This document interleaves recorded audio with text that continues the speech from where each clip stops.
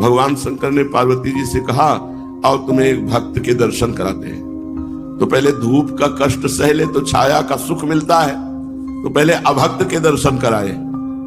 वो चारपाई में बैठे सुपारी कतर रात था, खूब गाय भैंस जमींदार आदमी गए, कहा राधे श्याम भाई 100 ग्राम दूध मिलेगा क्या? ठाकुर जी शालिग्राम भगवान को स्नान कराना है।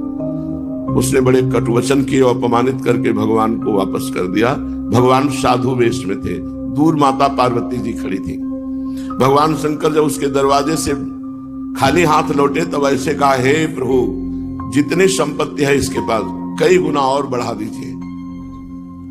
पार्वती जी ने कहा, वैसे कहते तो औढ़रदानी है ही है इनको, उसने 100 ग्राम दूध नहीं दिया, अपमानित कर दिया, और आप कह रहे हैं जितनी संपत्ति है इससे कई गुना और दे। कुछ नहीं बोली। गंगा के किनारे एक पर्णकुटी बनाकर एक भगत रहते थे, उनकी बूढ़ी मैया थी और एक गैया थी जो 125 ग्राम दूध देती होगी। जे ही संत वेश में भगवान शिव गए तो साष्टांग दंडवत प्रणाम करके आसन में बैठाला, चरण धोए और वही 100-200 ग्राम जो दूध था भोग में ला के अर्पित किया। हाथ जोड़कर घुटने के बल बैठे रहे, महाराज आदेश करो क्या सेवा करें। थोड़ी देर भगवत चर्चा की, जब बाहर निकले तो कहा, हे भगवान इसकी गैया और मैया दोनों को उठा लो। पार्वती जी को अब नहीं रहा गया। उन्होंने कहा कि देखो हम आपका कभी विरोध नहीं करते, लेकिन हम आपसे जानना चाहते हैं कि जिसने आपको कुछ नहीं दिया और अपमानित किया, उसके लिए तो भगवान से आपने कहा कि कई गुना संपत्ति बढ़ जाए, वो भी हमें समझ में नहीं आया था।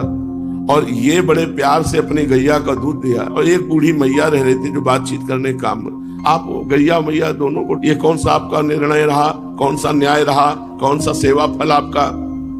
तो पार्वती जी का तुम समझी नहीं, इतने धन में तो वो हमको अपमानित कर दिया, और जब कई गुना धन बढ़ेगा तो और अहंकार बढ़ेगा और ये नरक जाएगा। और इसका कुछ समय गैया में जाता था, कुछ समय मैया में जाता था। गैया मैया दोनों धनंजय अखंड भजन करके भगवान को प्राप्त हो जाएगा।